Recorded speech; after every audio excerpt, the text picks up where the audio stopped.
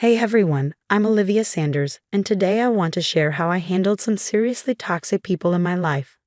I'm 25, an aspiring artist, and I never imagined I'd be telling you about the time my own grandmother tried to scald me with boiling water. But here we are. It all started 2 years ago when my mom, Sarah, passed away. She was my best friend, my biggest supporter, and losing her felt like someone ripped a part of my soul out. The only thing that kept me going was the beautiful collection of jewelry she left behind. Each piece told a story. After her death, I stayed in our family home with my grandmother, Martha. At first, it was comforting, like having a piece of mom still around. But things started to get strange when Frank entered the picture. "Olivia, dear, have you met Frank? He's such a gentleman," Grandma asked me one day. I forced a smile. "Nice to meet you, Frank." This charming 60-year-old widower began visiting more frequently. I tried to be happy for Grandma, but something didn't feel right. My best friend, Zoe, noticed it too. One day over coffee, she said, "Liv, don't you think it's time you got your own place? Your grandma's acting like a teenager with this Frank guy." I sighed. "I know, but I can't just leave her. Plus, all of Mom's stuff is still there." Zoe gave me a knowing look. "Your mom would want you to live your life, not babysit your grandma." She had a point, but I couldn't shake the feeling that I needed to stay. Work became my escape. I was doing graphic design at a small firm, trying to save up for art supplies. That's where I met Ethan. "Hey Olivia, check out this design I'm working on," Ethan called me over one day. As I leaned in, catching a hint of his cologne, I smiled. "Wow, that's amazing. I wish I could create like that." He grinned. "You're kidding, right? Your work is incredible. You should really consider doing your own art full-time." I blushed, feeling butterflies in my stomach. Ethan understood me. He saw the artist in me struggling to break free. But every time I felt like I was moving forward, something at home would pull me back. Like the night I met Frank's son, Derek, at a family dinner. "So Olivia?" Derek asked, his eyes flicking between me and his dad. "How long have Frank and your grandma known each other?" I shrugged. "A few months, I guess." "Why?" Derek's expression tightened. "No reason. Just curious." Something about his tone unsettled me. But before I could ask more, Grandma Martha burst into the room. "Everyone, I have wonderful news," she exclaimed, her face glowing with excitement. "Frank and I are getting married." The room went silent. It felt like a punch to the gut. "Married, Grandma? Isn't this a bit sudden?" I asked, trying to hide my shock. She waved off my concern. "Oh, pish-posh, when you know, you know."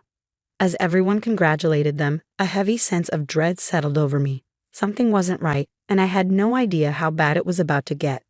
This was just the beginning of a nightmare. In the weeks after Grandma's engagement announcement, everything spiraled out of control. One afternoon, I overheard her on the phone, her voice tense and anxious. "I'll get the money, I promise. Just give me a little more time." When I confronted her about it, she snapped. "It's none of your business, Olivia. Can't an old woman have some privacy?" I backed off, but my suspicions only grew.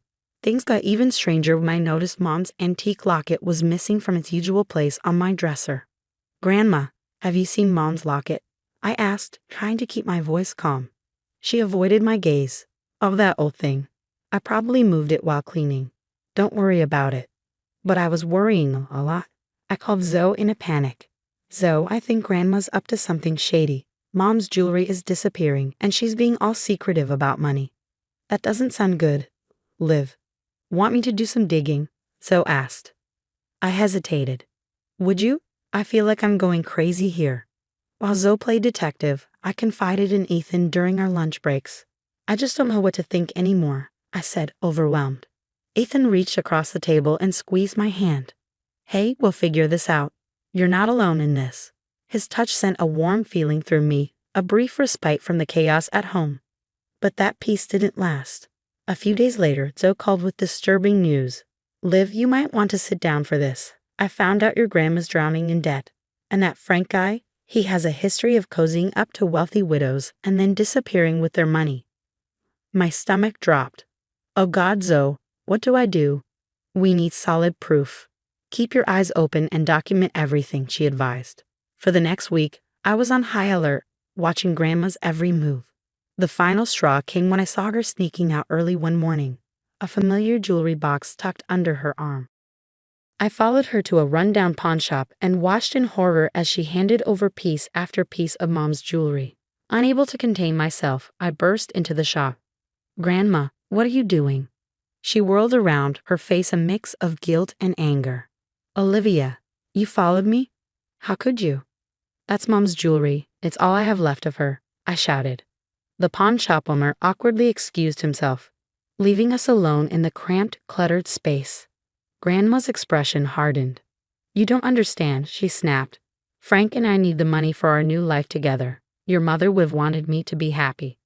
By selling her memories, by lying to me." I could barely speak, shaking with anger and disbelief. "You ungrateful child," she spat. "After everything I've done for you." I stepped closer. "Everything you've done? You mean stealing from me, lying to me, and planning to run off with some con artist?" Grandma's face contorted in fury. Before I could react, she grabbed a kettle of boiling water from a hot plate behind the counter and flung its contents at me. Searing pain exploded across my arm and shoulder, and I screamed, stumbling backward into a display case. The sound of shattering glass mixed with my cries of pain. Through the haze, I saw Grandma's face. No concern, no regret, just cold, hard anger. As I crumpled to the floor, cradling my burned arm, one thought became clear. The grandmother I knew and loved was gone. In her place was a stranger, someone who had just shattered the last thread of trust between us. The pawn shop owner rushed back in, shouting about calling an ambulance, but all I could focus on was Grandma, frantically gathering up the jewelry with trembling hands. In that moment, as the pain threatened to overwhelm me, I made a silent vow. This betrayal wouldn't break me. It would fuel me to reclaim my life and my mother's legacy, no matter the cost. The next few weeks were a blur of hospital visits, police reports, and tears. The burns on my arm and shoulder were healing, but the emotional scars ran deep. Zoe was my rock. "You're staying with me," she insisted, helping me pack up my things from Grandma's house. No arguments. I didn't have the energy to argue. As we loaded the last box into Zoe's car, Grandma Martha appeared at the doorway. "Olivia, please, can we talk?" she asked, her voice trembling. I couldn't even look at her. "There's nothing to talk about. You made your choice." A few days later, I got a surprising call from Derek, Frank's son. "Olivia, it's Derek. I heard what happened. I'm so sorry. There's something you need to know about my dad." We met at a coffee shop and Derek spilled everything. How Frank had a history of charming wealthy widows, draining their accounts and vanishing. "It's a pattern," Derek admitted, his eyes filled with shame. "I've tried to stop him before, but he always slips away. Maybe this time, with your help, we can finally put an end to it." I was hesitant. I'm not sure I can handle any more drama. But Zoe, ever the fighter, wouldn't let it go. "We can't let them get away with this, Liv. We need a plan." Over the next week, we hatched a scheme. Derek would play along with Frank's wedding plans, pretending to support him.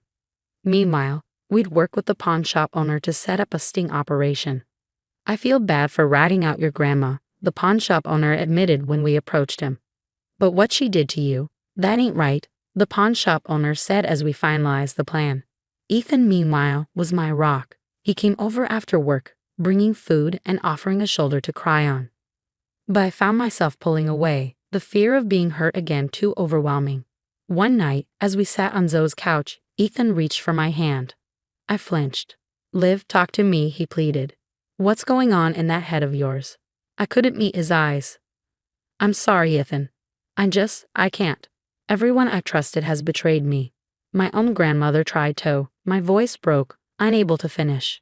Ethan's voice softened. "I'm not them, Olivia. I would never hurt you like that." "That's why I thought about Grandma too," I whispered. The hurt in his eyes was clear, but he didn't push. "I understand. Just know I'm here, okay? Whatever you need." The day of the sting operation arrived. We had set up hidden cameras in the pawn shop and wired Derek for sound. The plan was for him to bring Grandma Martha and Frank to the shop under the pretense of selling family heirlooms to fund the wedding. From my spot outside, I saw them enter, Grandma clutching her purse tightly, Frank's arm around her. Even from a distance, I could see the predatory glint in his eyes.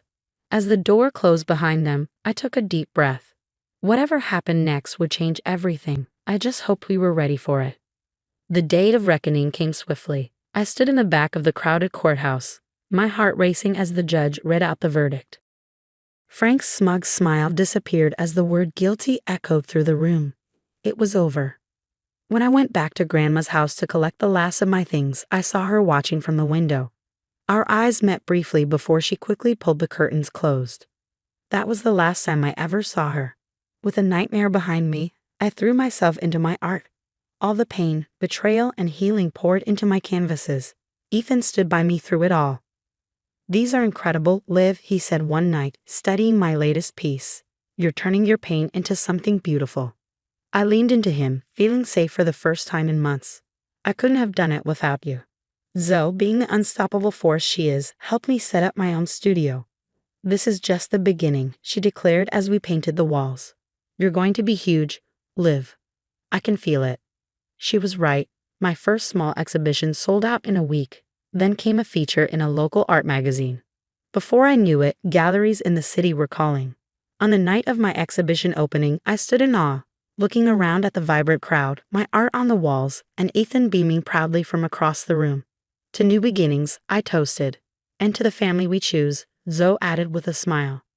The pain of betrayal had forged me into something stronger, something unbreakable. As I raised my glass, I silently thanked the hardships that had led me here. They hadn't broken me, they had set me free. The story has come to an end, but now I have a question for you. If you were in my shoes, would you ever forgive Martha for what she did? Is there a line that, once crossed, makes reconciliation impossible, even with family? Share your thoughts in the comments below. Your experiences and opinions matter, and they could help others who might be going through something similar. If you enjoyed this story and want to hear more like it, please hit that like button and subscribe to the channel. Your support means everything and helps us continue sharing these important stories. Thanks for listening, and I'll see you in the next video.